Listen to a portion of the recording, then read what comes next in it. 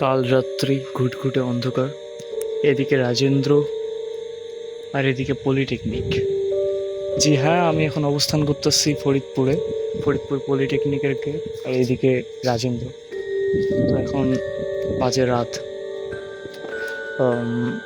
1:11 and আমি ঢুকতেছি Faridpur gate দিয়ে।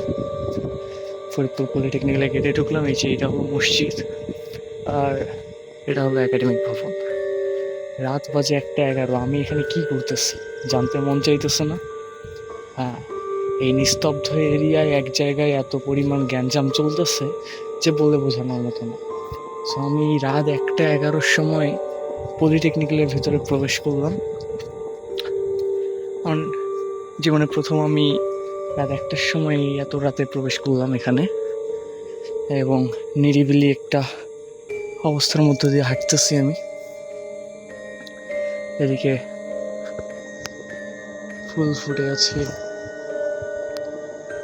এদিকে ল্যাব, এবং আমি এখান থেকে শোরগোল শুনতে পাচ্ছি। একটি এরিয়ার মধ্যে খুব প্রচণ্ড রকম হই হুল্লোড় চলতেছে। তো আমি সেখানেই যাইতেছি এখন, এবং দেখতে দেখতে আমি কিছু মানুষের দেখা পেলাম এখানে। কাছে গেলে দেখাইতেছি। এখানে আমি চলে আসলাম। এদিকে আছে মহিলা হোস্টেল। যে এই বিল্ডিংটাই হলো মহিলা হোস্টেল। এটা হলো ল্যাব, শিট মেটাল ল্যাব। এখান থেকে তো যাইতেছি। এত রাতে কখনো ঢোকা হয়নি এদিকে, জীবনে প্রথম ঢুকলাম। এদিকে আছে কম্পিউটার ল্যাব, অনেক নিরিবিলি। মানে এদিকে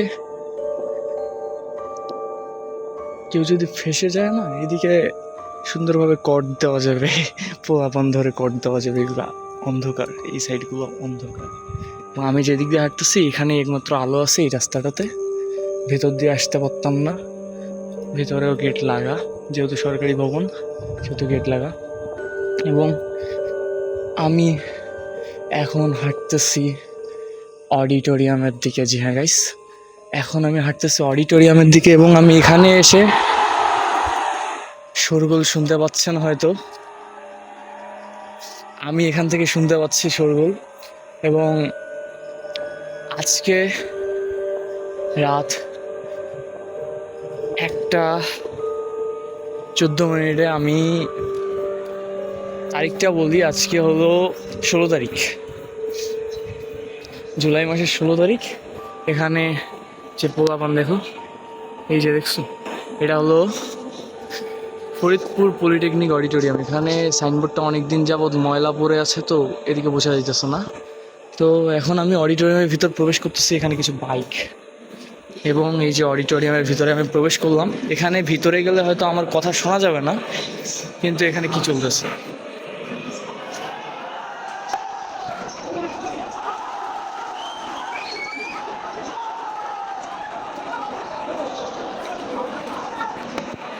হ্যাঁ গাইজ, এখানেই চলতেছে আর্জেন্টিনা ভার্সেস ইংল্যান্ডের সেরা একটি ম্যাচ।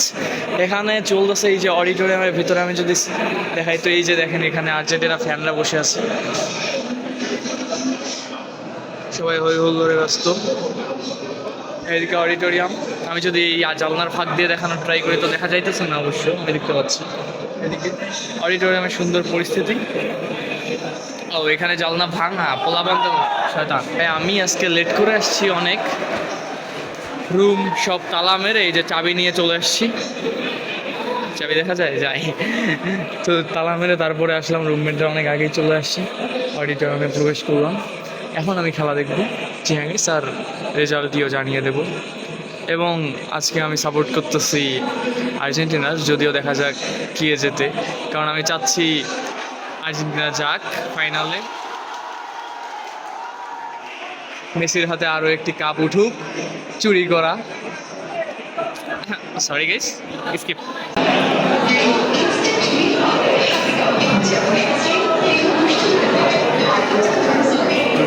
এবং অবশেষে কারেন্টই চলে গেল, মুডটাই নষ্ট করে দিল।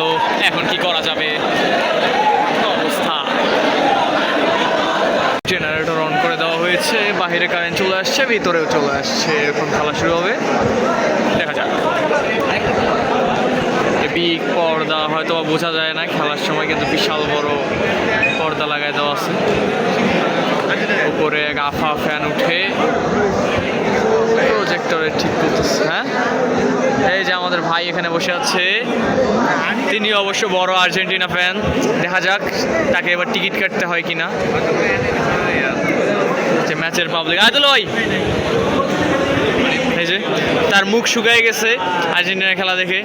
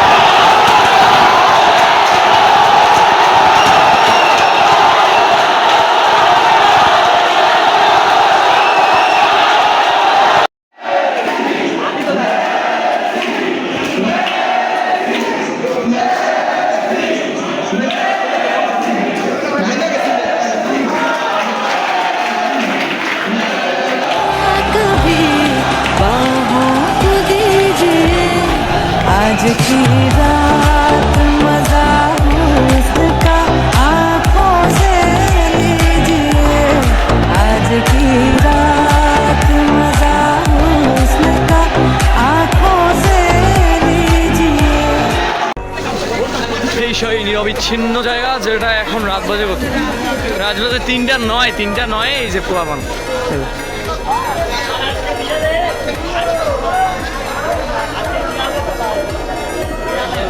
পুরা রোড মানুষ দিয়ে দেখতে হবে না। আজকে সাপোর্ট করছিলাম তো আমি, সে কারণেই জিতছে, বুঝতে হবে তো।